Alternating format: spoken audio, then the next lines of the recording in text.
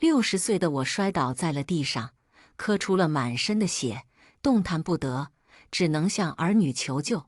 没想到，大女儿以我没帮她带孩子为由，将我推给了二女儿。二女儿又以养儿为防老，把我踢给了小儿子。小儿子却怨恨地说：当年我拿开网吧的钱供了大姐出国留学，就该大姐一个人给我养老。我像个没用的皮球，被踢来踢去，失望至极。我忍着痛爬到门口，为救护车开好了门，才昏死过去。醒来后，他们却为几千块钱医药费在医院吵翻了天，个个都觉得我偏心了别人。那一刻，我死了心，不用你们管。我有钱，我连夜卖了房子，悄无声息离开了这座城市。3个儿女还一无所知，一个命令我：明天我送点燕窝过来，帮我炖好，分装好，送到门卫就行了。一个责怪我气性别那么大，你孙子都想你了，明天给你送过去。还有一个理直气壮：这个月养老金下来了吧？明天我来拿。这次是个稳赚不赔的大买卖。收拾完二女儿孩子的早餐盘，转身又帮大女儿泡她要吃的鱼胶时，我眼前一黑，轰然倒在了地上，不偏不倚，后脑勺砸在了厨房门的轨道凹槽里。等我慢慢恢复意识时，血已经染了满身，可下半身怎么也动不了。打过120后，我只能麻烦儿女们来帮我打开求生的防盗门。大女儿刚听说我摔倒了，急不可耐打断了我的话：得，您不就是怨我没给您面子，大庭广众之下训了您吗？何必整这一出？那还不是因为你拿我的燕窝喂了你的宝贝孙子？你知道那一盒多少钱吗？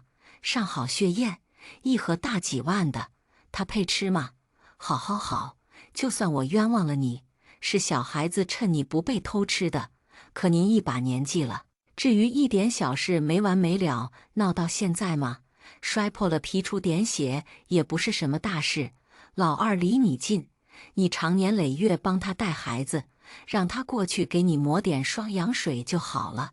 就这样，我忙着做指甲呢，一把年纪了，矫情得很。电话被啪的一声挂断了，嘟嘟的断线音像一记记响亮的耳光打在了我的脸上。我不明白，自己弓着腰在工地一块一块砖头，一扎一扎钢筋扛在肩头供出来的女儿，怎么在漂洋过海看过更大的世界，接受了更好的教育以后，变成了这么趾高气扬、无情冷血的模样？仅仅是因为1个月前的一碗燕窝吗？大女儿爱喝燕窝，总觉得她家阿姨炖的一股腥味儿，时不时送1周的量过来，让我炖好、分装好放冰箱，等她来拿。可她的血燕老二的孩子没见过，顺手从冰箱里拿了1碗，当奶茶喝了。大女儿发现少了1碗燕窝，当场就炸了。那天细雨蒙蒙，他将我和孩子堵在了电瓶车上，伸手就是2个大嘴巴子打在孩子脸上。活不起别活，占我全家的资源，还吸我的血，跟你那个妈一样，臭不要脸！我大惊失色，将要还手的大小伙子挡在了身后。大女儿反而觉得我护着孩子，指着我的鼻子骂我偏心二妹，拿她的血燕去补贴了老二，诅咒孩子吃了他的血燕，烂心烂肺而死。为此，我们大吵一架，我气得吃了1个月养心药，胸口还在一阵一阵痛。昨天他派司机过来送了1盒鱼胶，说阿姨炖的不好吃，让我炖好分装好给他送过去。母子哪有隔夜仇？我只当他递了梯子，顺势就下了。今天一大早就开始给他忙活起了鱼胶的事，可哪知道低血糖发作，倒在了地上，却听到了他那样一番锥心的话。大女儿没指望了，我忍着心痛，又拨通了二女儿的电话：妈，虽然你帮我带了孩子，但哪个当妈的不为儿女付出？您至于总是挂在嘴上说吗？何况您的房子和养老金不都是留给老三的？既然财产都给了他，那老三就该负责您的养老啊！拜您所赐，我条件差，工作又忙，您体谅体谅我吧，放过我行吗？谢谢您了。二女儿也挂断了电话，我脑袋一阵一阵抽着疼，却远不及我的心疼的厉害。二女儿学习不好，早早和社会上的青年搅在了一起，被我打过一回，和我生了几年的气，后来更是不声不响，直接从高中校园里和一个黄毛私奔了，流浪了好大一圈，最后孩子都要生了，黄毛却害怕得跑没了影。大风大雪里，他挺着一个大肚子，行销鼓励地站在单元楼下，见着我就一膝盖跪了下去：“妈妈，我错了，救救我！人生漫长，哪个人能保证自己在岔路口不会选错？我只怪自己像陀螺一样转着挣钱养家，缺少了对他的教养与关怀，才让他栽了这么大一个跟头。哪个做父母的舍得风风雨雨都砸在儿女头上？我只能咬着牙帮他撑住了伞，一撑就是好多年，从他孩子的奶粉、尿不湿，再到后来的衣食住行和学费，我都一力承担，从没问他伸一次手，要一分钱，落得老大怨恨我偏心，老三责怪我拎不清，到头来他说拜我所赐，让我放过他。不知道是地上太凉，还是入秋太冷，我身子冷得直打哆嗦。为了活下去，给自己做足了心理建设，我才又怀揣着最后的希望，给我唯一的儿子打去了电话。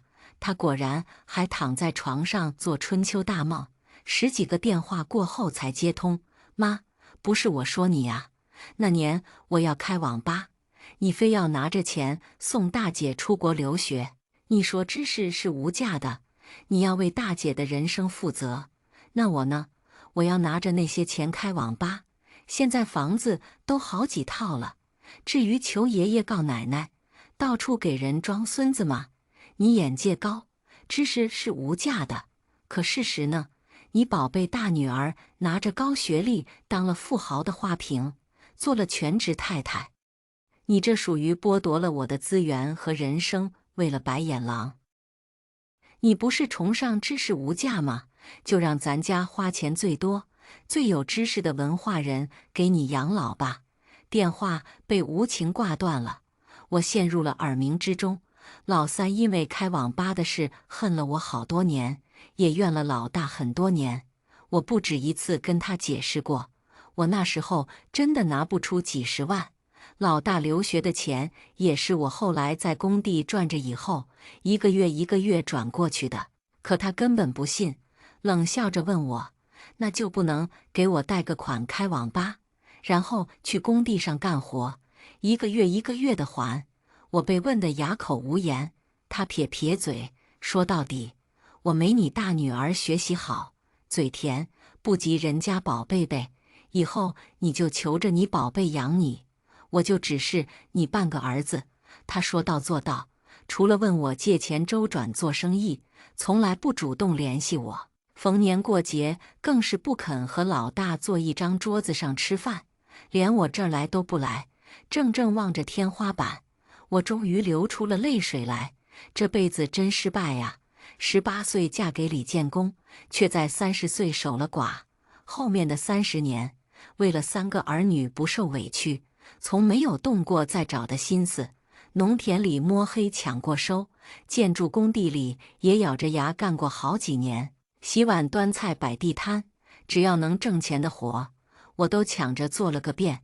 终于把3个孩子拉扯大了，我却成了一身病痛的老骨头，像个无用的皮球，被踢来踢去，最后可能死在这滩血泊里，成为社区里烧香拜佛求送走的恶鬼。不甘心，我不甘心，不甘心一辈子辛苦，最后惨死家中无人收尸；不甘心庸庸碌碌的一生一天都没为自己活；不甘心都是人，偏偏只有我活得没了尊严与人样。咬着这样的不甘心，我用唯一有知觉的那只手蹭在地上，一点点往门口挪，一次次因为支撑不住栽倒在地上，脸上、额头上蹭得到处都是伤。可我又一次次咬破舌尖，保持清醒再往外爬。我哄着自己，人生处处是难关，我挺过去了就都好了。也许并不久，可我却觉得像过了1个世纪。终于，我气喘吁吁靠在门背后，哆哆嗦嗦拧开防盗栓的瞬间，听到了越来越近的救护车的声音。我要得救了，那是我最后的意识。再醒来，我躺在医院的病床上，脸上戴着氧气罩，浑身绑满了各种各样的仪器。还没来得及按响警报铃，就听到走廊里3个儿女争吵不休的声音。我说错了吗？妈把钱都花在了你身上，非要自讨苦吃，送你出国留学，长见识。你现在好了，吊着金龟婿，当了阔太太，有的是花不完的钱了。这医药费你说你不出，你是良心喂了狗，还是猪脑子吃多了？蠢得没了边，连你妈都不准备救了。小儿子说完，大女儿当场就炸了。你也别想道德绑架我，我再多钱也不是天上掉下来的。妈看病，钱该谁花就谁花，别想赖我头上。论偏心，妈对老二才是毫无保留。她从鼻孔里冷哼了一声。我生孩子躺床上，被陌生人翻来覆去的时候，妈在哪里？她在陪她宝贝2女儿的儿子打吊瓶，连我的孩子都没抱过一下，还偷我的燕窝给他儿子喝。不是吸我血养老二是什么？给他养了10几年孩子，他给妈养老不是应该的？这点医药费该他出。老二从小到大就泼辣，听到这里就坐不住了，推推搡搡里带着咒骂：你嘴巴里吃屎了吗？只会喷粪，哪知眼见看见妈偏心我了。要不是他逼得我从学校跑了，我能被人骗着生个孩子？他做的孽就该他负责到底。何况他的钱和房子不是留给老三的，别以为我是软柿子就拿着我捏。钱给你出了国，房子留给老三娶媳妇，我毛都没落一根，凭什么我出钱？3个人越说越激动，谁也不服谁，开始拉拉扯扯，把陈芝麻烂谷子的事都拖出来吵一遍。吵到最后，护士忍不住出面呵斥，把3个人推进了病房里。3个人一个比一个委屈，哭的哭，怨的怨。凭什么我不能出国？他不在家，躲在外面穷快活的那些年，我伺候你们2个吃喝拉撒，我容易吗？他那是对我的亏欠，对我的弥补，都是他应该的。那我呢？我都没怪他撕碎了我的爱情，毁了我的一生。你们凭什么逼我给他交医药费？我孩子不用养，自己不用活了，老三更委屈。那我就活该。他要是醒不过来，瘫在床上，要我伺候他下半生不成？一没帮我成家立业，二没帮我带过孩子养过家，往地上一倒就赖在我身上，就因为我是个带把的。反正我没钱，这医药费我出不了，人我也伺候不了。我以为给老大好的教育，给老二断了后顾之忧，再帮老三补贴经济，我也算一碗水端平了。可原来在他们眼里都只看到了我给别人的好，落在他们身上的都觉得是理所应当。这一刻我死了心，不用你们管，钱我有。3人嘘的一下看向了我：你也不早说，藏着私房钱不往出拿，干嘛呀？就是一把年纪了，藏什么私房钱？不是给女儿增加负担吗？既然没事，我先走了。几个朋友等我谈事情。老三最先起身，老二也赶紧扔下一箱牛奶。孩子要放学了，我回去接他去，你安心养病。最后只剩老大，他嘴巴张了又张，还是说道：医院有护工，不然你请一个吧。我们大家都挺忙的，也没空老往医院跑。老二和老三齐齐停住了脚步，不等他们脸色大变骂出声来，我赶紧开了口：“不用你们管了，你们忙你们的。”3个人齐齐舒了口气。那你好好养身体，想吃什么让护工买，我们改天再来看你。这个改天大概是遥遥无期了吧。我再不敢抱任何希望，等他们彻底消失在了病房门口。我拨通了房产中介的电话，这房子我卖，那边顿时喜出望外。谢谢您呢，这房子学区好，多少人抢着要，您不急的话，我还能多帮您把价格提高30万。我摇头，不，我很急，最好今天就成交。房子是用我开母猪场赚的第一笔钱买的，虽然老破小，但学区好，现在已经翻了10几倍，卖出了将近400万的高价。带着鼓鼓囊囊的钱包，我请了最专业的护工照顾我的身体。年轻的姑娘还是大学生，活泼开朗又善良细致，把我照顾得很好。只是我自己的3个儿女，再没来看过我一回。我不相信我的骨肉血亲会冷血至此，拜托护工给他们3个分别发去了消息。老太太身子不好了，以后离不开人，她要求出院后送去你家。本来是试探，却到底让我寒了心。老三给护工赚了1000块钱，并附带了老大的住址，送这儿去，往门口一扔，你直接走就是。对了，他支付宝密码你知道吗？我怕他被保健品骗了，把钱转给我，我帮他保管。老二无所谓回道：不好意思，房租到期，刚搬朋友家，还没自己的住处呢。他手腕上的金镯子你给看好了，那是属于我们3个人的财产，别被老三撸了。老大直接拒绝，别听他胡说，年纪大了就是贪生怕死，一个脑震荡，耽误得了他什么？直接送回他自己家，有他孙子照顾。我失望至极，冲面色尴尬的小姑娘笑了笑，绊了我一辈子的绳子突然断了。我该庆祝自己得了自由。1个月后，始终收不到我消息的3个儿女坐不住了。大女儿发消息给我：妈，听说您出院了，怎么也不给我打个电话，我忙也能让司机去接您啊。脑震荡不是大事，养养就好了。我明天让司机送2盒燕窝过来，1盒您留着自己补身子，1盒血燕帮我炖好，分装好，送到门卫。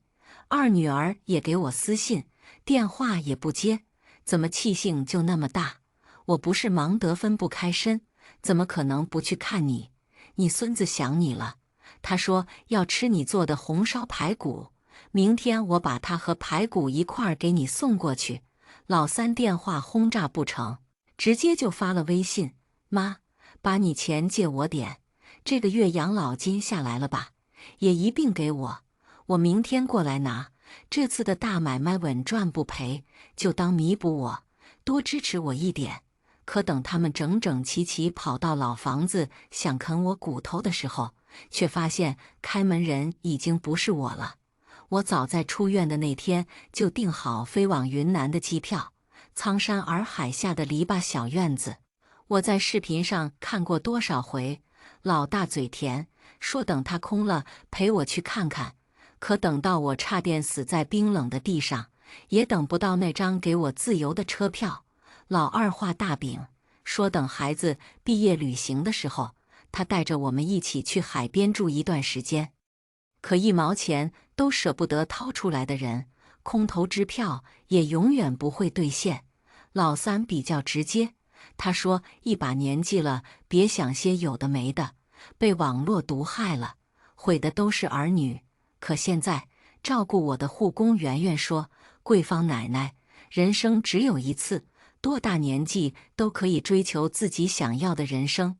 您要去哪里，我陪您去哪里。奢望了几10年的陪伴，原来1个月1万的工资就能彻底解决了。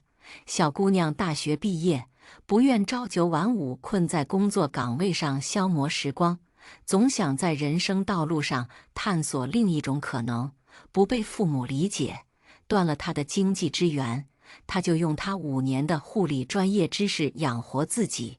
甚至听说我要活出自我，要在苍山洱海旁的篱笆院里种出一院子的花来，不管不顾跟我飞越上千公里，来到了云南，在我租的小院子里，和我一起动手改变着我们的家。门前种花，院内搭架子，除尘翻新，连新收拾出的厨房里都挂着火红的辣椒串，喜气洋洋的。我再也不用蜗居在海市的老破小里，在转不开的厨房里想破脑袋做什么样的营养餐给孩子，做的不合胃口，孩子把碗一推，奶奶，算了吧，我还是点外卖。挫败感让我觉得自己彻底没用了。可现在，麻辣烫、炸鸡和火锅，圆圆吃的时候，我也凑着吃一口，以为一把老骨头了。受不了年轻人的饮食方式，可我的胃比我更年轻，它不仅适应得很好，吃得比小姑娘还香。圆圆说我是不扫兴的桂芳奶奶，她喜欢跟我住在一起，我干脆一鼓作气，跟她签了3年的合同。这3年，她做我的贴身护工，陪我住在面山面海的小院里，过慢悠悠的惬意时光。知道我的3个不孝子抛弃了我，他甚至怕我养不起我们2个人，架起了摄像头，拍起了我们的日常。本意是靠着网络卖些当地的鲜花、水果补贴生活，可小姑娘视角独特，总是在我松土种花、浇水除虫的时候，悄悄把摄像头对准在我的脸、我的身上，满头的白发，一脸的沟壑。我只是万千中年人中的一个，并没有特色。可那样一个普通到丢进人海泡都不冒一个的老太太，竟然总在鬓边别着一朵小花，晨光熹微，镜头都镀上了一层暖光。我说，18岁嫁给我先生的时候，她什么都没有，只买了一朵红色的绢花，像这样别在了我耳朵旁。她说有了这朵绢花，其他的也都会有的。她没有骗我。后来她给我挣来了缝纫机，扛回来了大柜子，连自行车也是10里8乡的第1辆。她是守信的人，我相信她，也相信她的话。有了这朵花，其他的都会有的。虽然她走了30年了，可她给我的实实在在的爱还散发着余温，让我贫瘠的人生里再容不下别人。面朝大海，春暖花开，是她许给我的以后。30年了，我只带着耳边的那朵花，完成了我们2个人的梦想。那些灵魂深处的细微感情，我的儿女们从未关心过。视频当然不温不火，只有想念自己奶奶的一些小朋友在评论区思乡情切。虽然如此，但一天也能卖几单水果鲜花，2个人的饭菜钱就有了。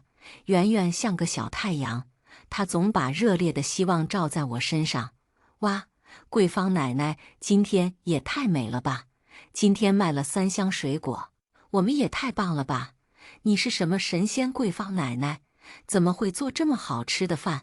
不是吧，桂芳奶奶，你种的花籽发芽了，快来看，快来看呀！我在她身上看到了另一个我，不被嫌弃、被厌烦、被踢来踢去的我。在她的鼓励和夸赞里，我越来越自信。年轻的时候没尝试过的真丝长裙，圆圆买了3条给我，她催着我穿给她看。我像她说的一样，不是个扫兴的奶奶，一样一样的事，一件一件的穿，在盘扣上别上鲜花做胸针，花白的头发梳得一丝不苟，一笑俩酒窝。我也是个精致的老太太了，躺在摇椅上敷着面膜晒太阳，旁边趴着我们刚捡回来的猫猫狗狗。圆圆满足地说：“谢谢桂芳奶奶，给了我选择做自己的勇气。循规蹈矩的一辈子，也是奉献自己的一辈子。我在您身上看到了我不想成为的我，所以我要和您一起做我们想要成为的自己。成为自己这条路，我曲曲折折走了30年，女人这一生被束缚的东西太多了，父母的养育之恩和丈夫的夫妻之情，对子女的义务与责任，最后轮到自己的时候，只剩微末的一滴，一阵风过就都吹走了。我不甘心，把最后那微薄的一滴攥到了手心里。我想，等我归于尘土和故人重逢的时候，可以有很多很多美好的话同他慢慢的讲，关于门前的海、远处的山、篱笆院墙上的花和我的幸福，而不是一肚子对儿女的抱怨和人生的遗憾。在这方面，我很羡慕圆圆，羡慕她在20多岁就已经知道自己才是人生的主体，不会被动地消耗她自己的人生，不喜欢的工作，不爱的相亲对象和压抑的家庭关系，她说丢就能都丢掉。坐在沙发椅上，她不是抱着猫，就是摸着狗，那副朝气蓬勃、无所畏惧的模样，给了我太多太多的鼓励与支持。圆圆，你才是最勇敢、最厉害的。她挥舞着猫爪，冲我扮鬼脸。那当然了，我可是猫猫警长。敷完面膜，她给我化了淡妆，带着我将花白的头发烫了微卷。原来烫个头发不及一顿火锅贵的，养大3个儿女，我这辈子手上不知道过多少钱。可当第一缕白发迎风生长的时候，我只问了问染发的价格，就望而却步了。小孙子才上小学，以后中学、大学不知道要花多少钱，小儿子还没成家，结婚生子都要家里补贴，也少不了要留一笔。二女儿更是孤家寡人，挣一分花一毛，没有存钱的意识。我若不帮她攒点，以后又该怎么办？大女儿虽然嫁给了有钱人家，衣食无忧，可那个富豪女婿却是个不安分的，被我在大街上看到和小姑娘拉拉扯扯的，狠甩了2记耳光。大女儿卑躬屈膝跟他道歉的样子，敲碎了外人面前的幸福泡沫，也在我心里种下了心结。我也一样担心不已，养猪场剩下的几间破房子，租金1年就那么几万块，手一撒就都没了。我不敢把它们花在自己身上。那家挂着闪烁招牌的理发店，我经常路过，却再没往里看过一眼。直到年前60岁大寿，我鼓起勇气要去隔壁的小店里染一个200块钱的头发。大女儿说没必要，染了也管不了几个月，再长出来不伦不类的更难看，反正都会白的，这么大年纪了，无所谓的。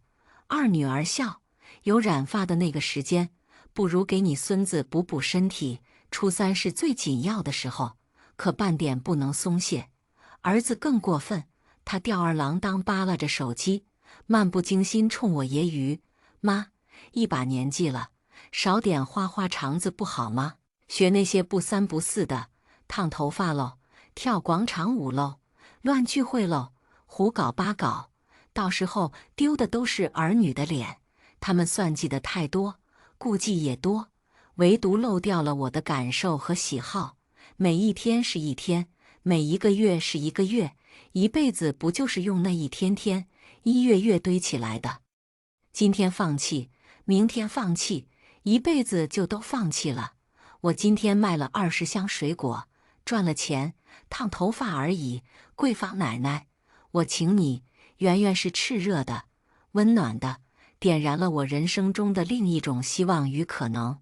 我当然没让她请，甚至请她也染了一头奶奶灰。贵坊奶奶，你看，我是圆圆奶奶，我们2个是一样的喽。她走着猫步在前面扭啊跳的，我挂着我俩的包，举着相机在后面哈哈大笑。路灯把我俩的影子拉得又细又长，那是自由的模样。只短短1个月而已，我已经在自由里，在没有紧箍咒一般的命令与安排里，享受到了惬意与满足，由内而外都倍感轻松。可自由终究是短暂的，那条名为血缘的绳索总能在某时某刻勒上你的脖子。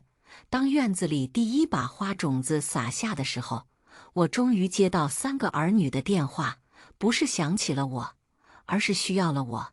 妈，你有没有搞错？卖房子也不跟我们商量一下吗？孩子的学区没了，万一中考失利，要再上1年怎么办？二女儿话音刚落，电话就被儿子夺了去。这不是留给我结婚用的，你房子卖了，钱拿去了哪里？一把年纪，脑子都糊涂了，小心被诈骗，赶紧转给我，正好付个首付买个房。你浪够了也好有个地方住。大女儿也抢过电话问我，您不会还在生上次的气吧？都说了我们忙，你怎么就不能体谅一下我们呢？何况一点点脑震荡，你在医院待了1个月还不够吗？一点脑震荡，对面的门开了，和我不和的李老太太声音通过话筒传了过来。你妈被救护车拖走那天，满屋子都是血，像一具死尸一样，趴门口只剩一口气了，把我都吓了个半死。没见着你们人，我都没追究你们下病我的责任呢。看你们一个个人模狗样的，你妈死在家里，你们都不管的吗？还脑震荡？那一地的血都够你妈那个小老太补2年了。我看不惯你妈那副奴才相，可我更看不惯你们这群白眼狼。呸！妈妈不要了，活该！哐当一声，门又被摔上了。我以为3个儿女听到了邻居的话会愧疚，可儿子怒不可遏地冲我吼道：“你看看你，一天天就知道丢人现眼，让我们在人家面前抬不起头来，你就有面子了。”远远听不过去，一把夺过了我的电话。面子是靠自己挣的，你们是巨婴吗？几十岁的人了，还要钻妈妈怀里吸血奶，脸都不要了，还要什么面子？现在他归我了，你们爱死死远点。电话被啪的一声挂断，顺便删除拉黑一条龙。做完这些，他才想起了我，弱弱问我：“桂芳奶奶，我是不是太自作主张了？”我灿然一笑：“你做得很好，我早该这么做了。”他们换着电话给我打过很多电话，我设置了陌生号码免打扰。没办法，他们又开始了信息轰炸。开始是动之以情晓之以理的哄我：“妈，明浩都想你了，你住院的事情瞒不住了。他现在不好好学习，一天天跟我怄气，成绩一路下滑。您不管管？妈，你不就是想看我稳定吗？我找了个公司正经上班了，你快回来吧，别带着我的钱到处乱跑，被骗了怎么办？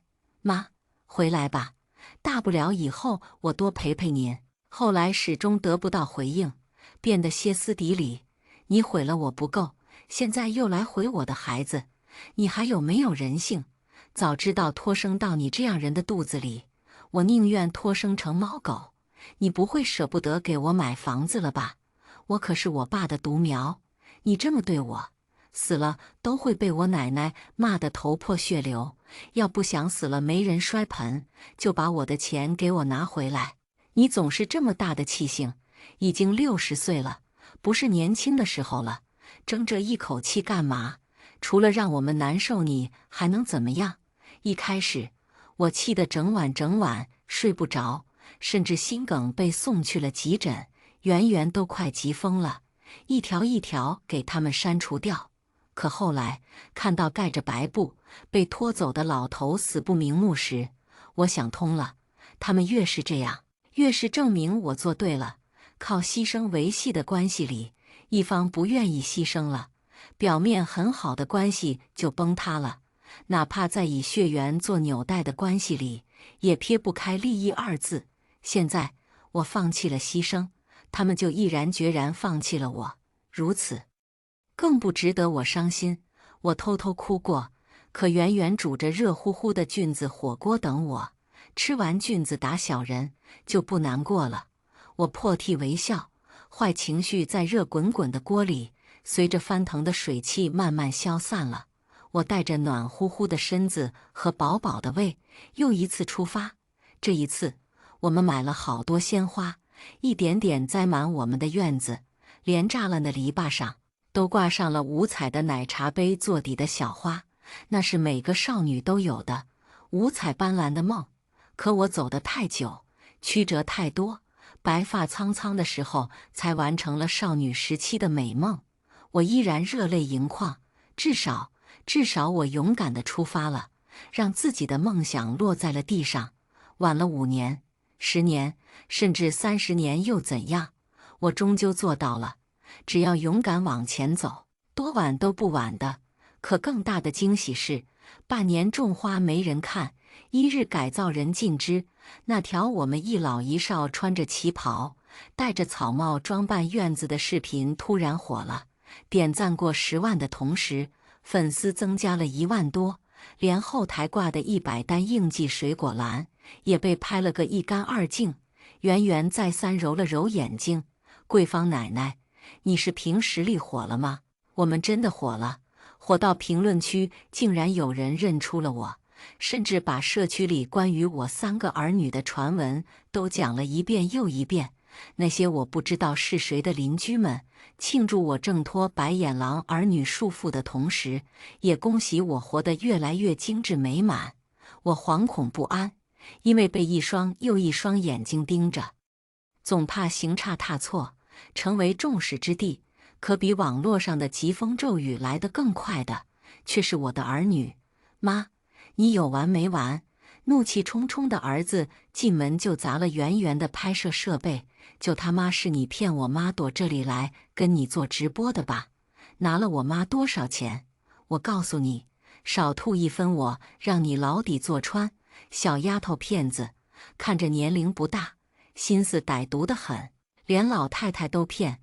她伸手要推圆圆，被我一巴掌拍在了手背上。你敢动她，我就报警。二女儿敲腿坐在我的花坛上，一脸怒气：“她是你女儿，还是我们是你儿女？好好的日子不过了，跑到这里来败坏你的儿女，养个不三不四的人，真有你的！”不等圆圆开口，我赶紧把话堵了回去。她不是不三不四的人，她比你们都好，不会把我这个老婆子当皮球踢来踢去。大女儿面色灰败：“那还不是你给的钱多？天下哪有免费的午餐？妈回去吧，挺丢人的，把账号注销了，回去好好过日子。”我更愤怒：“我给你们的还少吗？可我要死了，你们都还等着啃我骨头呢！”他们七嘴八舌，一个个像讨债鬼一样堵在我门口，连我手上抱着沉重的花瓶也视而不见。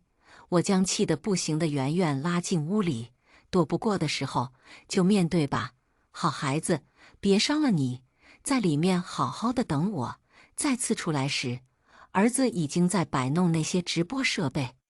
这么好的挣钱机会，你想得到别人都想不到你儿子。他给你灌了什么迷魂汤啊？把你糊弄成了这样。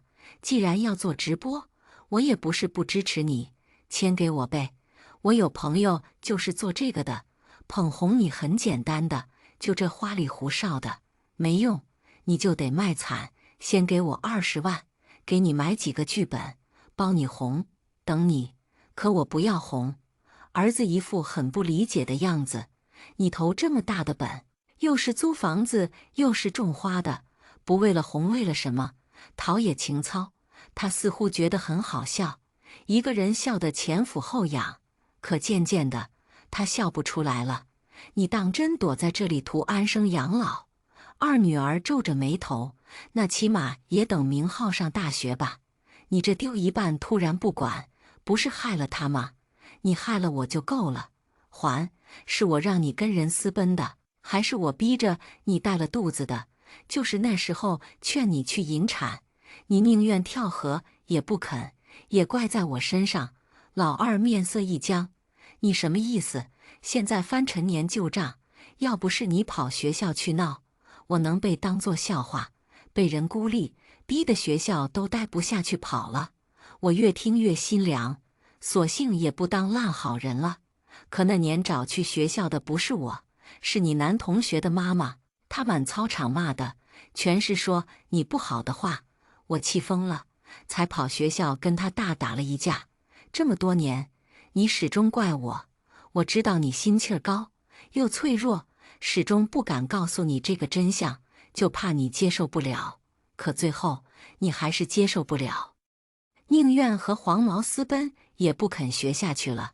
你扪心自问，我还要做到什么地步才算对得起你？老二血色褪尽，我以为他会惭愧，可他却一脸不可置信地冲我咆哮。为了不给我带孩子，为了享受自由，这样的谎话也编得出来，你还要不要脸？老二，大女儿一把推开了老二，呵斥道：“你怎么跟妈说话的？她给你带了15年孩子，你这么说话还是个人吗？你装什么好人？对她埋怨最多的不是你，怎么现在开始装好人了？是为了钱还是为了房子？”啪！老大的一耳光打在了老二的脸上，他双目通红。你信不信我撕烂你的嘴？老二一脸不服地笑道：“怎么，敢做不敢当？”老二冲我吼道：“她老公外面的人登堂入室了，她要被离婚了，净身出户，不指望，可你老能指望谁？一天没工作过的人，拿什么维持现在的体面？假惺惺什么呀？妈生病住院，没见你这么积极。什么？你也要妈的钱？她的钱都是我的。你已经拿了我开网吧的钱留了学，现在还要跟我争？你还是不是人？你不仅不是人，还比猪都蠢。别人抱着妈吸血10几年你不管，凭什么管我？你哪只眼睛看到我吸血了？给我养儿子都是他应该的。眼见3个人又要打起来了，哐当！我摔碎了收到的大花瓶，厉声吼道：“够了！”攥住发抖的手，我拿出了早就整理好的清单：大女儿出国留学加结婚时的嫁妆，一共46万；二女儿这些年养孩子、租房子、吃喝拉撒，还时不时找我借钱，也大差不差40万出头了。小儿子口口声声我没给他花钱，可我给他看了一份协议，前年他打架伤人，被关了进去，为了取得谅解书，结结实实的赔了40万，在协议里被按了手印，加上律师费和这些年他七七八八从我这要去的投资钱，已经将近60万，每一笔都清清楚楚。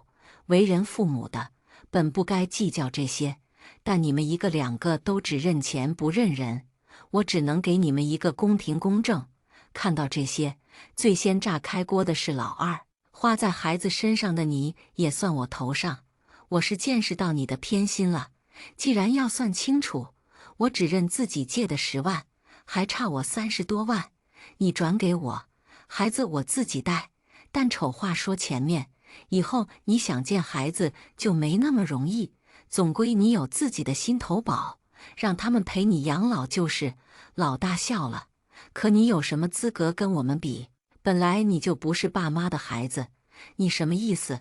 老大一句话把老二和老三答懵了，我心吓一跳，可老大根本不给我拦他的机会，机关枪一样吼道：“我怨了这么多年，不是怨恨爸妈偏心，而是他们偏心了一个路边捡来的孩子。”望着我，他笑得苍凉。为了他，你掏心掏肺付出一切，甚至连自己的亲生外孙都没带过。现在你知道了，什么叫别人的孩子养不熟？老大委屈得满脸泪水，老三也发了疯一样问我，什么意思？意思你的房子不用分他一份了？太好了，首付能提高到80%。妈，事已至此，就别犹豫了，钱拿出来给我，我可是你亏欠最多的亲儿子啊！你还藏着掖着，难道要带进棺材里？可我也没有养你的义务了呀。他满脸幸福，被我当头泼了一盆冷水。在他的大惊失色中，我缓缓道：“我养你们那么大，已经尽力了，现在我只剩一个晚年，躲在这里也是求个安生。你们放过我吧，你们就当我死在那滩血里了。老三炸了，可我的钱，你没给过我1毛钱，我这里也没有1毛钱属于你。院门被缓缓打开，我请他们出去，遗嘱已经立好了，用不完的钱我会捐出去，谁也别想打我的主意。我安了监控，也别想用那些不入流的手段欺负人，再来骚扰我，我会直接报警的。老大爱面子，老二单位考核严，老三的几个债主正愁找不到人，你们别逼我。我的威胁起了作用，几个人面色煞白地出了门，甚至不可置信地反复问我：妈，你真要做这么绝吗？我们是你唯一的依靠了，你还要跟我们断绝关系不成？我只觉得可笑。依靠吗？我倒在血泊里命悬一线的时候，在医院吃喝拉撒都成问题的时候，依靠上了你们了吗？别说假惺惺的话哄你们自己了。锁上院门，我满身疲惫地回了房间。圆圆给我煮了热粥，可我却不想吃了。圆圆，奶奶一辈子没吃过牛排，我们去吃个战斧牛排好不好？桂芳奶奶请你，就当庆祝重获新生。落地窗前，我穿着得体的裙子，头发梳得一丝不苟，微微卷起的发尾，既精致又不失生机。原来大女儿秀在朋友圈里的牛排这么好吃啊！原来二女儿嘴里的邋遢老婆子也是能优雅的吃西餐的。原来尽情花着小儿子惦记的钱这么开心。从那一顿西餐开始，我彻底迎来了我的新生。圆圆的爸爸妈妈甚至在社交网站上看到了她的视频和直播，那个一个又一个电话逼着她回去嫁人的妈妈，那个认为铁饭碗才是一生的爸爸，终于在他几十万的粉丝里，也在直播到凌晨3点的助农活动里，看到了他认真的态度和人生的另一种可能。他们带着大包小包的好吃的，挤进了我的小院子。本是我们2个人相依为命的地方，挤着满满当当的一大家人。圆圆妈妈接手了我的厨房，推我去好好晒太阳喝茶。圆圆爸爸摆上棋局，非要教我下一盘。圆圆举着摄像头，含着泪花记录这一切。他说那也是他的心声，是桂芳奶奶带他走出来的心声。他错了，是他的勇敢和坚持走出来的心声。世间鲜花千万朵，他偏偏是不争春的那抹独特的艳丽。日子过得太火热，火热到我都觉得不真实。直到无路可走的儿子几次3番威胁恐吓，甚至逼迫我都被我挡了回去以后，他得人指点，公然在网上抨击了圆圆的账号，也抨击了我。我才知道，原来人性的恶可以那么可怕。他对着镜头控诉我对他的诸多亏欠，比如将他扔给奶奶做留守儿童，3年不曾回家看他一眼；比如不肯寄生活费给他，任由他在长身体的年纪饿肚子；比如本该他结婚用的房子被我偷偷卖掉，我还躲去了云南享清福。他哭诉着命运的不公，哭诉着我的一碗水端不平，更唾弃着我没有担负起一个母亲的责任。枉为人母，他把人生里的失意都归咎在了我的身上。如他所言，卖惨很有用，尤其加上营销号的推波助澜，更是传播的飞快。一旦激起千层浪，很多不明所以的网友也加入了声讨我的阵营里，骂我穿得精致，吃得洋气，都是在吸儿女的血。老三涨粉无数，连夜开启了直播，贴着没妈爱的孩子的活招牌，径直卖起了货来。涌入的网友们带着同情，在他哭红的双眼里下了一单又一单。他尝到了甜头，在镜头前越发夸张，甚至抹黑到我的个人问题上。连偶尔露了几秒脸在我镜头里的邻居老头，也被他编排上了老相好的身份。夸张的说辞，精湛的表演，他靠炮轰亲生母亲一炮而红，赚得盆满钵满。紧接着，老二那边也有了动静，他没有主动现身说法，倒是一贯跟他交好的姑姑，打着正义的旗帜，开始讨伐我，更是暗示我满村卖惨的那几年，根本不是在外打工，而是和人不清不楚地组建了家庭，最后惨遭抛弃，才又投靠了子女，连他弟弟的意外死亡，都成了我克夫。四面楚歌之时，我最疼的大女儿给我打来了电话，她不是关心我的状况，慰问我的身体，而是责怪我：你闹成这样，丢尽了人，我也被连累到人前抬不起头来，你满意了吗？我满意了吗？自始至终，我只要个自己的空间，喘口气而已，因为我不愿意牺牲了，就都成了我的错。我被气病了，躺在床上了无生趣的时候想，养了这样的儿女，真不如死了算了。圆圆的账号被骂到关了评论，可她没有退缩。桂芳奶奶不怕，大不了不卖货了。我们原本就是挣买菜钱而已，圆圆也可以晚上陪你，白天去上班，一样管得上你一口饭。被奶奶养大的圆圆，把对奶奶所有的爱都转移到了我的身上，不顾一切成为我坚强的后盾。他爸爸妈妈一脸担忧地站在门外，他难过极了，试图说服他们，可还没开口，爸爸妈妈就说：圆圆长大了，能担事儿了，爸爸妈妈就能放心了。爸爸妈妈在呢，还能缺你一口吃的。他们没有躲避，甚至没有抛弃我。阿姨别怕，这里住不了，我们再找个山清水秀的地方，修自己的院子，种自己喜欢的花草。外面的流言蜚语不听就是，我们有些积蓄，也还能赚钱，养你们一老一小不成问题。他们共患难的真诚打动了我，我也毫无保留。我给自己留了后路的，养老不成问题，不会成为任何人的负担。圆圆想做什么就做什么，大不了我跟他打官司。圆圆犹豫半天，还是打开了视频给我看，是3个儿女逼我的时候，圆圆躲在窗户后录下的画面。没让奶奶知道，是怕您伤心，如果您需要，我随时可以发出去。我想了一夜，最后给他们3个发了消息，母子一场，到此为止可好？老三最先回消息，可以啊，你公开道歉，把我的房子还给我，再把你的账号一半收入分给我，我可以既往不咎，还认你当我妈。我心落入了谷底，可我还不死心，等来了老二的回信，你可以选择不养我，可你选择了就该负责到底，别又当又立，既要当好人，又舍不得付出。我的孩子都因为你抬不起头来做人了，你算什么母亲？我终于舒了一口气，知道自己该放手了。老大没有回消息，他怨念太深，不会和解的。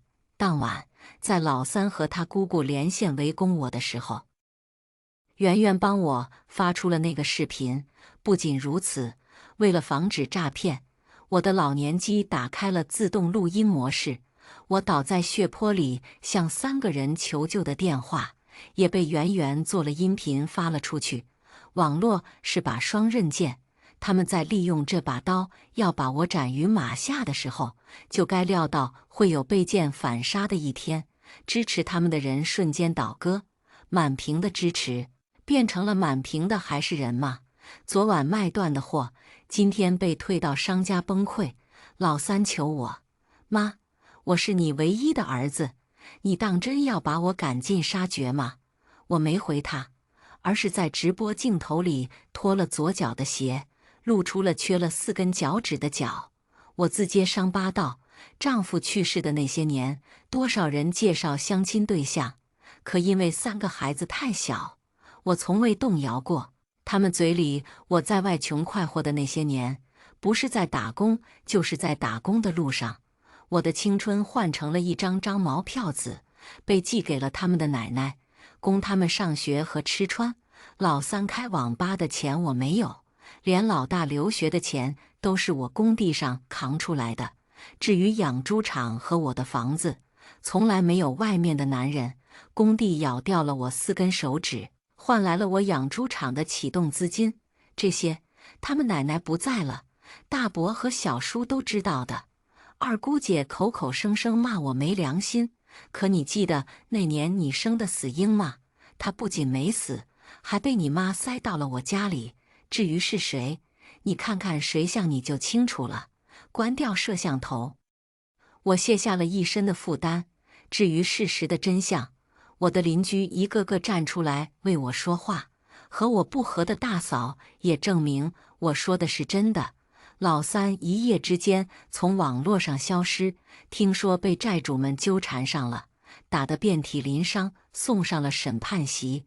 至于等待他的是什么样的以后，我已经不在意了。我替他还的钱，买的退路，最后都成了他逼我的刀，斩断了我们的母子情分。老二疯了一样打我电话，我不知道他是想问一个结果，还是在他被亲妈妈拒之门外以后浪子回头了。我都没接。那年婆婆要把咕咕坠地的女婴溺死在茅坑里，是丈夫不忍，是我接受不了，抱进我们家就养了那么多年。可他像极了他妈，放纵到无所顾忌，却又承担不起后果，给家人扔下一个又一个烂摊子。我替他收拾很多年，轮到他亲妈的时候，人家比我聪慧，拒绝的彻底，连他和孩子一并叫上了野种。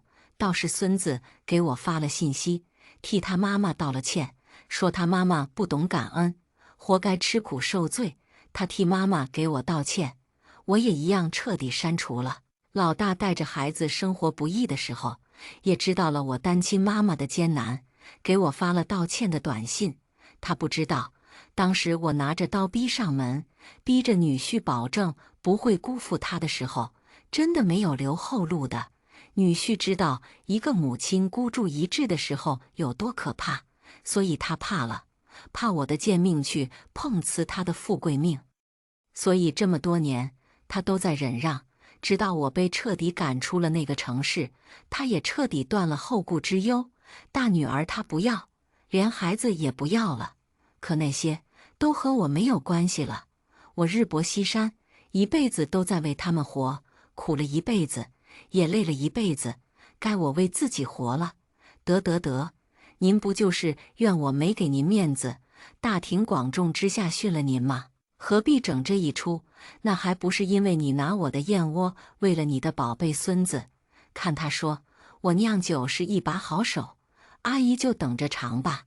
圆圆爸爸下棋已经下不过我了。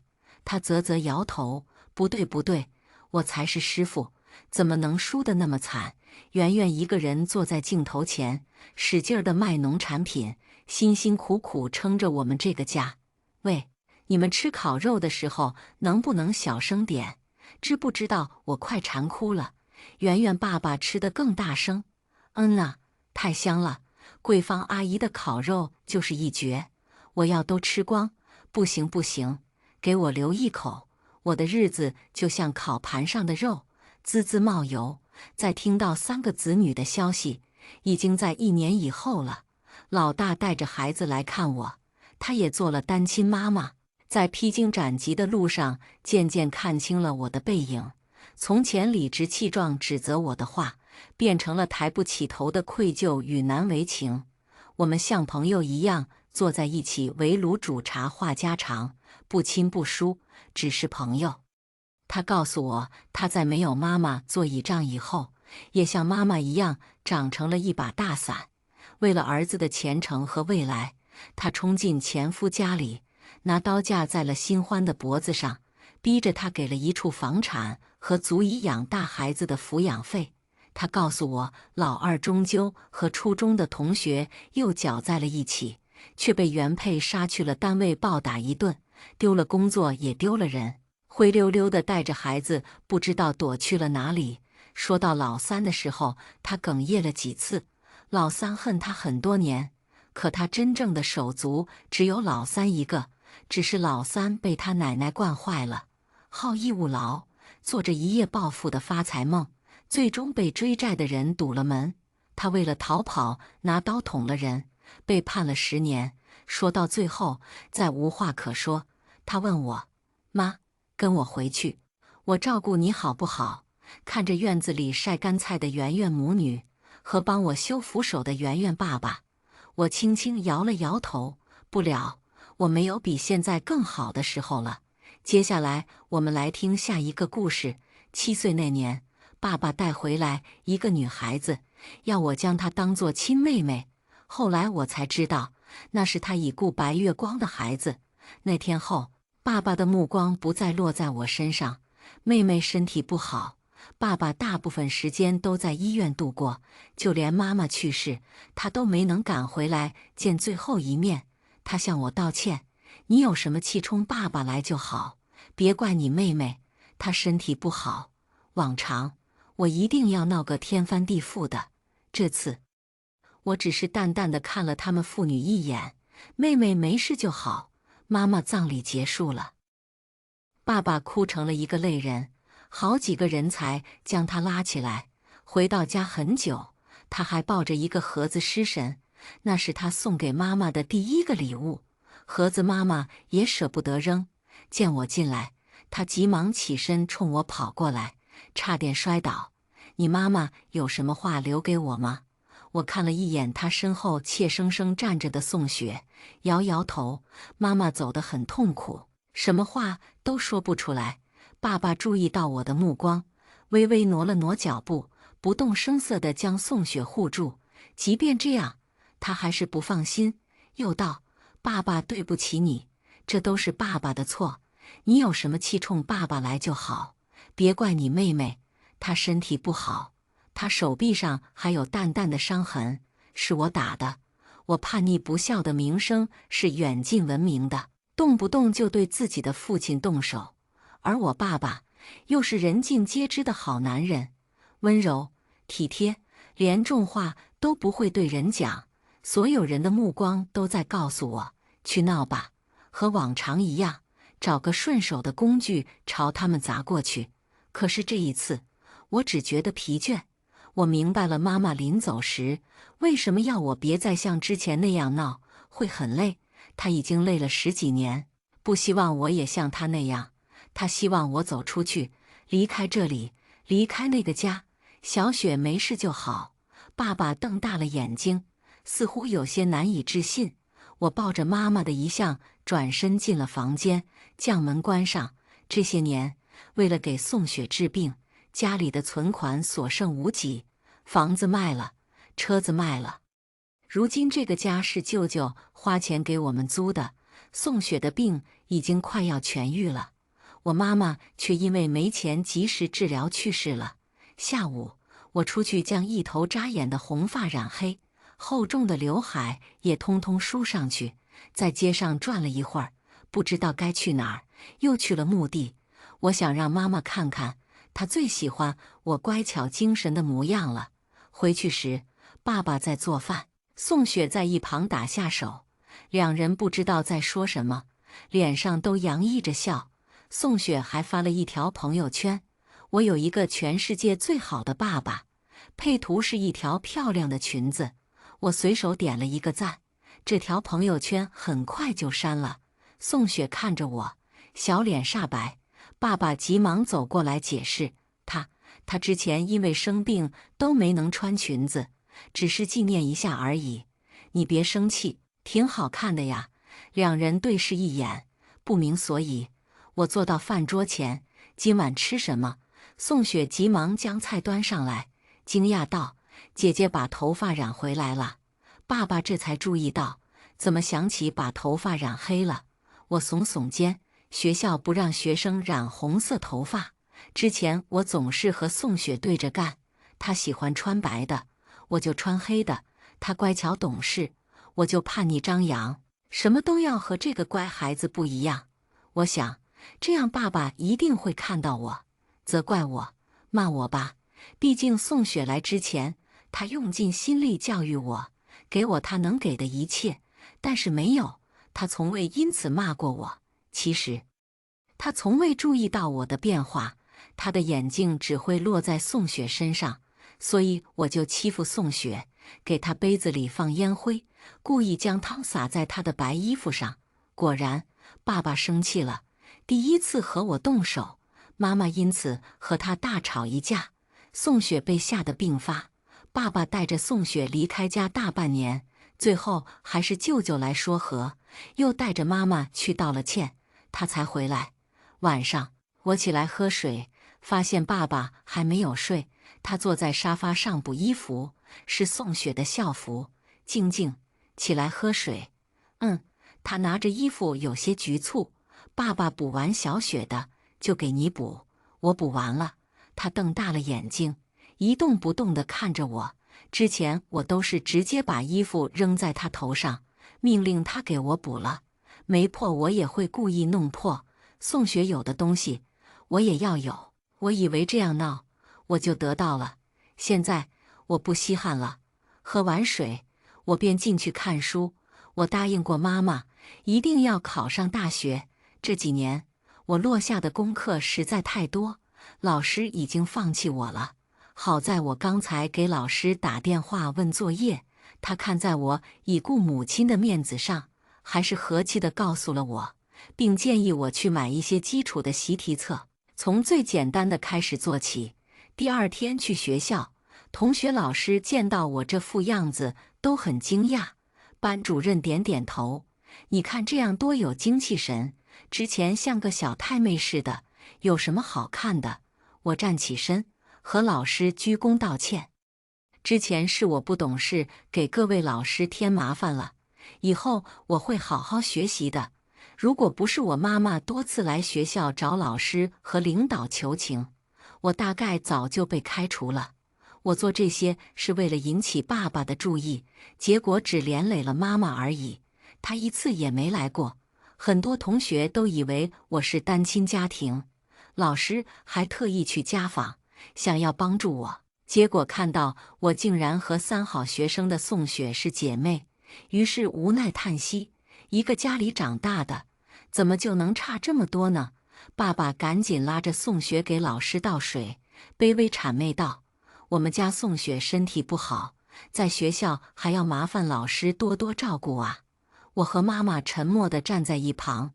妈妈走的时候给我留了点钱，是这些年她给我攒的上大学的费用。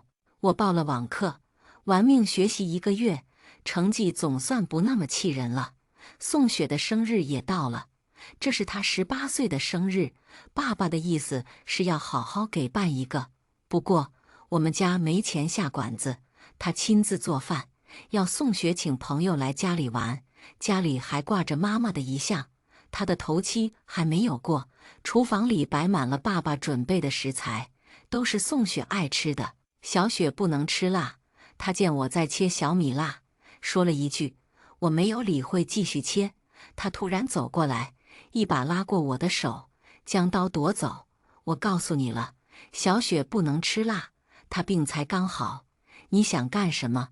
他吼了几句还不满意，又语重心长地教育我：你妹妹今天18岁生日，咱们别闹好吗？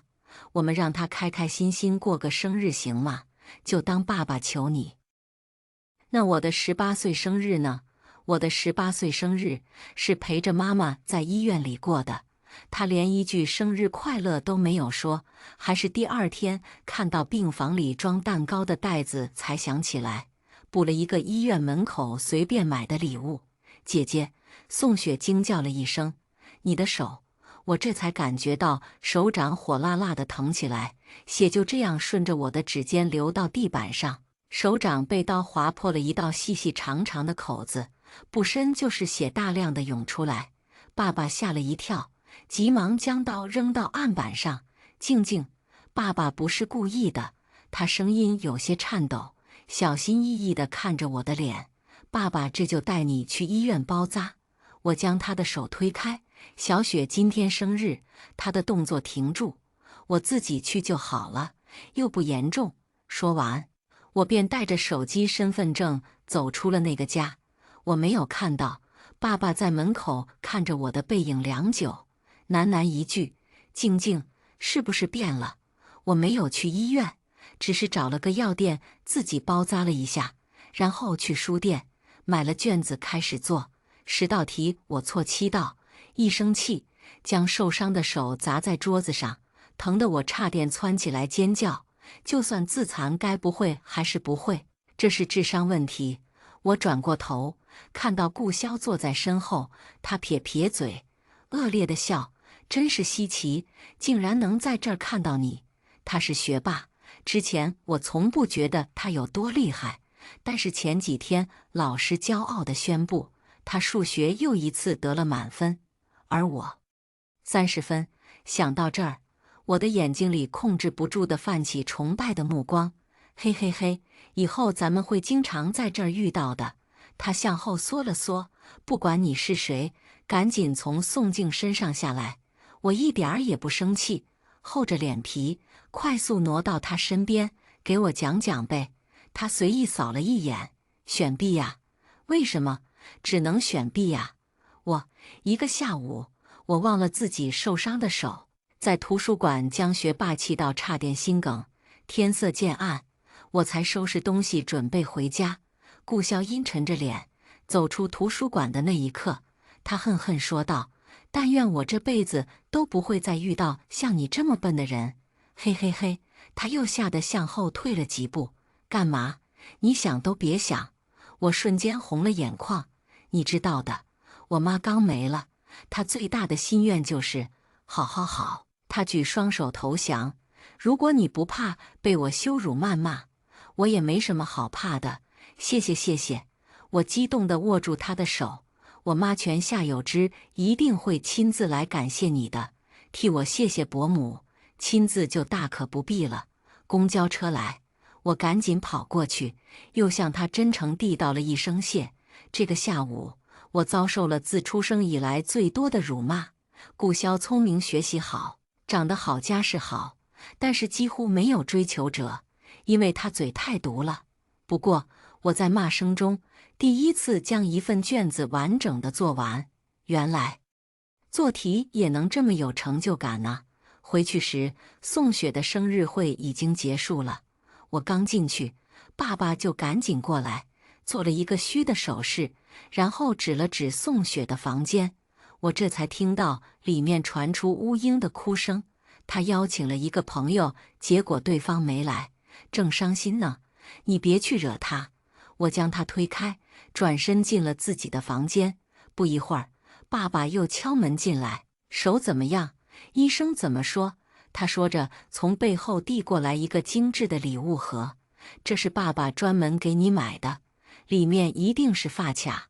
我已经收到过很多个一模一样的了。每次他因为宋雪对我发脾气，都会买个东西哄哄我，价格不高，和宋雪的礼物没法比，但这是他自己动手包装的，精致好看，显得他很重视很珍爱这个女儿似的。可是我就是这么没出息，每次收到后，对他的怨气都一消而散，然后开心地坐在角落，告诉自己，他肯定是爱我的，宋雪身体不好，他才会对他那么好的。谢谢。我接过礼物，随手放到了书桌上，然后继续做题。他站在我身边，看了很久，最后叹了口气出去了。我洗完澡出来，就看到宋雪站在我的书桌前，身上穿着那条新裙子。她没有注意到我进来，只顾拿着我的卷子端详，双手微微颤抖。谁让你进来的？她慢半拍似的转过身，双眼赤红看着我。我这才看到她手里拿着的，是我从顾潇那儿抢来的卷子。这个，你是从哪儿弄来的？少女的心思就是这么明显。其实我比她更早发现她对顾潇的爱慕。你觉得会是我偷的吗？我慢慢走到她面前，将卷子拿过来，上面没有写名字，她却一眼就能认出来。这么喜欢姐姐，她也察觉到自己的失态，急忙换了话题。我来给你送蛋糕，特意给你留的。她小心翼翼地捧着蛋糕，看着我，谢了。不过我今天和顾潇在外面吃过饭了，很撑。他的笑容几近破裂，却还是努力维持着。是吗？那我先放到冰箱里去。我看着他落荒而逃的背影，心里有些畅快。只是这种报复的快感稍纵即逝，并未停留太久。这几年，宋雪想尽办法讨好我，讨好我妈。不管我怎么欺负她，她也只是偷偷地抹眼泪。抹完眼泪，又跟在我屁股后面，姐姐长姐姐短。可是无论她做出什么样的努力，都不能掩盖，因为她，我们这个家散了的事实。第二天，我刚到班里，顾潇就大辣辣地过来抢过我的书包。我检查一下你昨晚有没有偷懒，然后一边看一边对着我的错题骂我是猪。我微微抬眼，看到宋雪正看着顾潇，模样有些可怜，这样就委屈了。或许我应该跟顾潇更亲密一些，才能让他更加痛苦啊。可是我却无论如何也做不出来，最后只是默默坐到了座位上而已。你这题也能错？你是真没脑子，还是故意气我？我趴在桌子上，老实回答：真没脑子。顾潇一愣，咳嗽2声，竟然给我讲了起来。有了顾潇帮我的成绩确实提高得比较快。等到一模结束，我已经不是班里吊车尾的了。老师还专门发了个奖状表扬我，让我将我爸叫来，他要当着家长的面给我颁奖。我剑走偏锋叛逆之后，就再也没有拿到过奖状。我爸没时间，老师有些失望。可是等我回家，却看到爸爸做了一大桌菜，说要庆祝我的进步。看到他身边的宋雪，我就知道这是怎么回事了。姐姐，这些都是爸爸特意为你做的。我看了眼满桌的清淡菜肴，给我做的，吃饭吧。我食不知味地吃完，然后进房间。宋雪小声嘀咕：姐姐怎么好像不开心？爸爸回答她：你姐从小就是这个臭脾气，阴晴不定的，你别管她。在我快睡时，爸爸敲门进来，又是夸我进步，又是要给我每天做营养餐。有事就直说吧。他被我打断了画饼计划，也不生气，思考10几秒才说：我记得你妈妈还留下2个金镯子，是不是？我的心一下子提起来，警惕地看着他。小雪的手术虽说成功了，但是这药还要吃上一段时间，所以爸爸想，你想都别想。为了给宋雪治病，家里能卖的东西都卖了，只有这2个金镯子是姥姥留下来的。我妈和她大吵一架，差点跳楼，才保了下来。这也成了妈妈除了那堆别人送的旧衣服、旧鞋子之外，唯一留给我的念想。你放心，等小雪的病好了，爸爸一定会还给你的。我站起身，努力控制着自己的怒火。怎么还我？这是妈妈留给我的，你能再将它们买回来？不，他连连摆手。爸爸一定会买一对更好的给你。你滚出去！我指着门口。你有没有良心？这些年为了宋雪，我和妈妈过的是什么日子？现在她都死了，你还要惦记她的东西？你还是不是人？他脸色瞬间冷下来，只是几秒钟后，又是一副老好人模样。这些年是爸爸对不起你们，但是小雪是跟你一起长大的妹妹啊，你难道要眼睁睁看着她去死吗？她是死是活跟我有什么关系？我声嘶力竭地朝他吼：他死了最好。啪！我重心不稳摔在地上，我的左脸瞬间麻木，耳朵也嗡鸣着。过了很久，这阵眩晕感才消失，脸也跟着灼热地疼起来。你还有个做女儿的样子吗？我就是脾气太好了，才来跟你商量。他说着就要推开我，去找东西，可是将我的房间翻了一个底朝天，也没能找到那2个镯子。东西呢？卖了。钱呢？我冷冷地笑：花完了。你……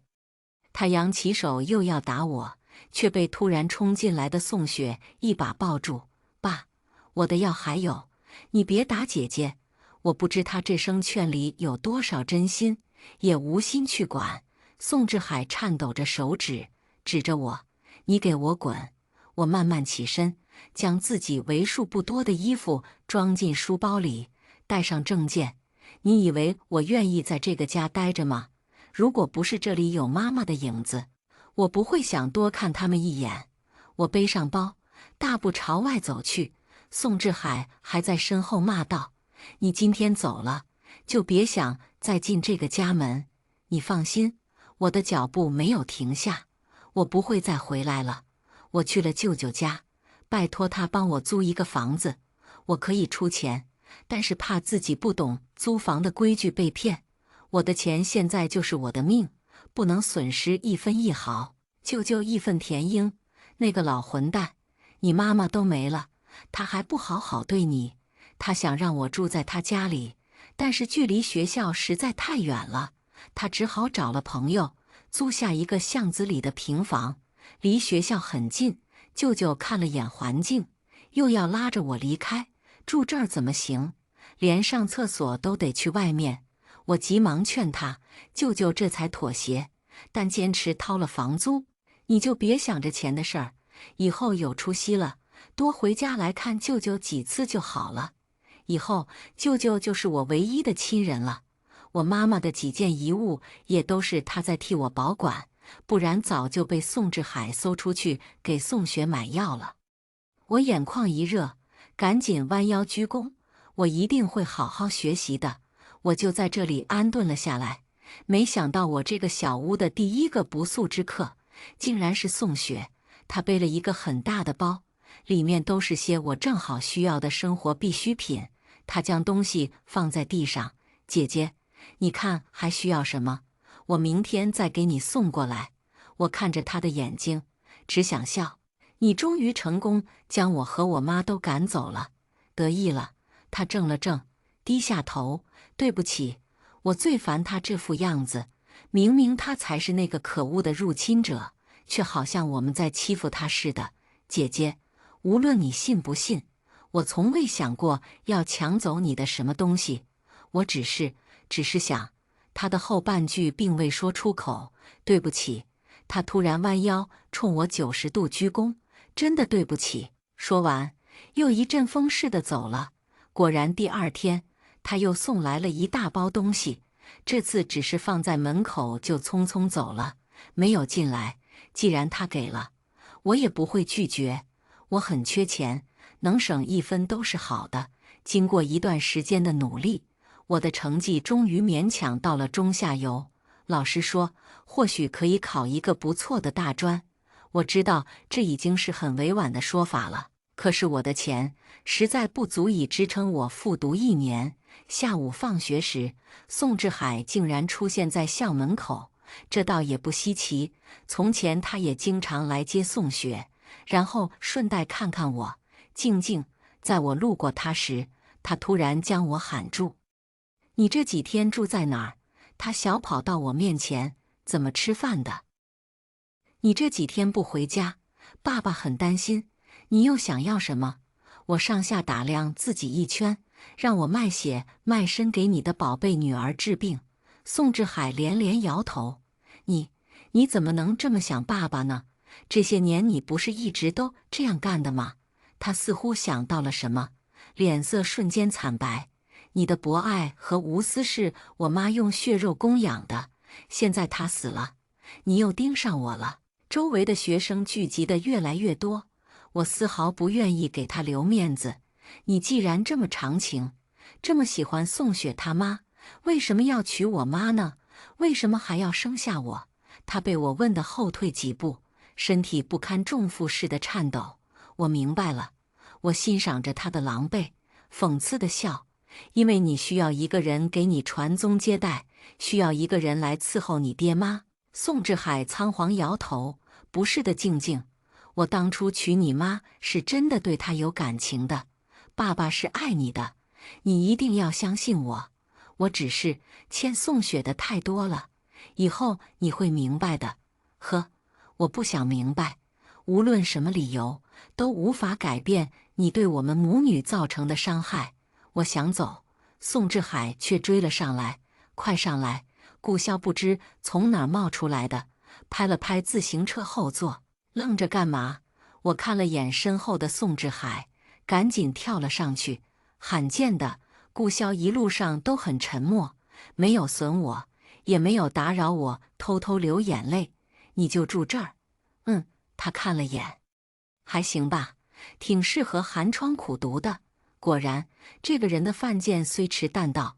他走的时候，又从包里掏出一沓卷子扔到我怀里，好好学，别糟蹋这么好的环境。说完，他便骑着车走了。我心里突然暖了起来，鼻子也跟着发酸。除了我的至亲，所有人都在尽力帮我。宋志海不知道突然之间怎么了，他开始每天都来学校找我，给我送一些补汤，还会送他做的饭，有时候还会去找我的老师了解我的情况。只是每次他们聊完之后，老师看我的眼神都会充满怜爱。我的语文成绩一直不错，语文老师之前也总是替我在别的老师面前说好话。晚自习的时候，他将我叫到办公室，宋志海也在。只是面对我的问题，老师一连问了好几个，他都面露尴尬。这是你女儿，你一个做爸爸的一问三不知。他气得打开面前的饭盒，连我这个做老师的都知道宋静她芹菜过敏。宋志海急忙将饭盒盖上，看到我后，神情有些难过。你和你爸爸好好谈谈。他说你将他拉黑了。语文老师之前总是当我们之间的和事佬，劝我不要和唯一的亲人有隔夜仇。这次只是摇摇头出去了。你能不来打扰我学习吗？我直接开门见山，你的弥补在我眼里一文不值，还对我造成了困扰。如果你觉得这些年的伤害是这几顿饭、几句嘘寒问暖就能弥补的，那我真的无话可说。他定定地看着我的眼睛，喃喃开口：你和你妈妈越来越像了。别提我妈，这段时间我一直想不通，她为什么突然变成这样。今天我想通了，听说舅舅把你们赶出去了，所以你又想把我找回去，好让我舅舅继续给你们花钱，是不是？我离开的第二天，舅舅就去找房东不再续租，让宋志海和宋雪立马搬出去。两人现在挤在偏远的一个小房间里，便宜，但是距离学校很远，所以这几天宋雪经常迟到。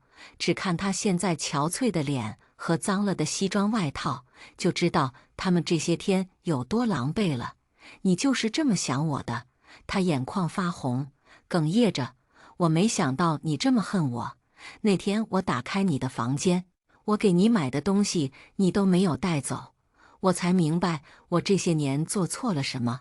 静静，你是爸爸这个世界上唯一有血缘关系的亲人了。他说着说着，掩面哭了起来。我还是第一次看到他哭，从前他只是看似真诚地说句对不起，就已经够我脑补出一场父慈女孝的大戏了。可是失望攒够了，就什么也不会相信了。你走吧，你的女儿叫宋雪，以后我跟你没有任何关系了。如果你真的觉得对不起我，就别来找我，别让我再看见你。我转身离开，宋志海的哭声被我甩在身后，语文老师就站在门口，他只是拍拍我的肩膀，去学习吧。那天后，宋志海没有再来找我，我的卡上每周都会多出一笔钱。宋雪被孤立了。那天我在校门口和宋志海吵架，很多学生都听到了。于是，关于宋雪是小三的女儿来我家害死了我妈，逼走了我的传言越来越多，越来越广。宋雪也没有解释，从前总是和2、3个女生凑在一起的人，现在形单影只。不过，她似乎并不在意。我似乎有点明白了我和宋雪的不同。我虽然嘴硬说自己喜欢孤单，但心里总是渴望朋友，渴望关爱的。宋雪看上去柔弱，但是骨子里是一个很凉薄的人。他好像并不是真的需要这些朋友。不过这些都和我没有关系了。3模的成绩下来，我比之前又进步了。老师说，如果高考的时候超常发挥，说不定也能拼一个差一点的2本。快高考了，我不敢再去打扰顾潇，自己一个人啃那些不会的题。倒是他经常过来调侃我几句，然后给我讲讲。高考前夜，顾潇来找我，加油，敲开我的门，就说了这2个字，然后骑上车准备离开，就为了说这个。他嘿嘿一笑，走了。高考结束，我不知道自己会不会超常发挥，但是我尽力了。暑假我去一个同学家开的火锅店打工，累点儿，但是工资还可以。出成绩的那天，顾潇抱着计算机来吃火锅，学号多少啊？你学号啊？可以查成绩了。我探头往他计算机上看，他翻了个白眼，还不能？你就不能一次性回答我的问题吗？哦，好。他将我的学号记住，然后摆摆手，该干嘛干嘛去。这人果然还是这样。我竟然期待一场考试能让他变得不这么气人。下午是店里最忙的时候，顾潇突然冲过来挡在我面前，我已经忙得晕头转向，忘了要查分儿这事儿。干嘛呀？快让开！他瞪大了眼睛。443啊！我愣了一会儿，才反应过来，他说的是我的高考成绩，比之前考试高了30几分。这算超常发挥吗？可以考上吊车尾的本科吗？可以，我考上了。宋志海晚上来火锅店门口等我，见我出来赶紧过来，查成绩了吗？跟你有关系吗？他嘴唇微动，毫无血色的脸上透出隐约的青灰色，艰难的喘息。爸爸，只是想知道你的成绩怎么样，如果不满意的话，我们可以复读。我忍不住笑。复读？你出钱吗？宋雪的药不买了，你倾尽所有给她治病的时候，有想过我吗？他张了张嘴，又说不出话来。在我离开时，他才说小雪没有参加高考。什么？原来高考那天宋雪迟到了，因为住得远，又没钱住就近的酒店。第1场考试迟到后，严重影响了他的心态，导致后面的考试也连连失利。他病了，你要去看看他吗？我无语直接。我看起来很像圣母吗？宋志海不再说话。再次见到宋雪是在去大学的前一天，他特意来找我，眼眶深陷，有些吓人。恭喜你！他微微一笑，扯得原本就干裂的嘴唇渗出血来。看到他这样，我突然不知道该说些什么了。你知道为什么宋志海说他欠我的吗？不想知道。他面上是凄凄然的绝望，自言自语道：因为我爸爸是他害死的，准确来说是被他和我妈害死的。他再次笑起来，只是笑着笑着眼泪就流了下来。那天是我妈的生日，我爸在外面跑出租，说回不来，有个客户包车去外省。他看向我，我妈竟然真的信了。她嫁给我爸这些年，哪次生日我爸没有陪她呢？她就这么不甘寂寞，挂了电话就打给了宋志海。他让我帮他骗我爸爸，让我给他们的奸情打掩护。我他妈竟然真的答应了。他捂着嘴哭，哭了一会儿又开始说，我爸一定觉得全世界都背叛了他，他死前一定很恨我们。我只知道宋雪的父母感情很深，他爸出车祸后，他妈竟然也跟着跳河殉情了。他看着我，语气真诚道，我不想伤害你和你妈妈的，可是我想活下去，这一切都是宋志海欠我的。我爸妈是因为他才死的，他有责任要治好我。我心里有一种说不出的感觉。我之前是恨宋雪的，如今我更恨宋志海。所以你找我的目的是什么？他有些茫然。我一直想跟你说一声对不起，你已经说过很多次了。我叹气，但我不会原谅你的。你可以走了。”宋雪颤颤巍巍地站起身，走到门口时，又说了一遍对不起。那天后，我没有再见过宋雪。听说她回去之后和宋志海吵了一架，将当年的事情都说了出来。宋志海或许以为一个7岁的小孩子不会记得那些，这样被当着众人的面说出来之后，他面子挂不住，又恼羞成怒，动手打了宋雪。宋雪离开了，不知道去了哪里。我上大学之后，只有过年那几天才会回家给妈妈烧纸，然后去舅舅家过年。只是每次我拉开窗帘，都会看到楼下站着一个瘦弱的身影。宋志海瘦了很多，听说他生病了，每年都来。舅妈指着楼下的宋志海，不过他不敢上来，你舅舅揍过他好几次。我本科结束，又考上了研究生，舅舅开心地为我办酒。当初我考上大学，他就要给我办的，被我制止了。这次我的反对意见无效，我举起饮料敬舅舅的时候，又看到门口那个熟悉的身影。舅舅也看到了，叹了口气，出去跟他说几句吧。我听说他病得挺重的，快不行了。宴席结束，我才去见的宋志海。他一见我，就将一个皱皱巴巴的红包塞到我手里。这是爸，我的一点心意。这些年我没有为你做过什么，这几天我总是梦到你妈。她的声音像是从喉咙里撕裂出来的一般，只听着便觉得疼痛。她在怪我？不会的。宋志海眼里闪烁着希冀的光，却又听到我说，他想到你都觉得恶心，怎么会花费心力怪你呢？他的身体突然剧烈颤抖，蜷着蹲下来，痛苦地捂着心口，无声地哭泣着。我们本来有一个很好的家，我妈本来可以穿得漂漂亮亮，高高兴兴地来参加我的升学宴，这一切都被你毁了。我的眼泪控制不住地流下来，是你毁了她，毁了这个家。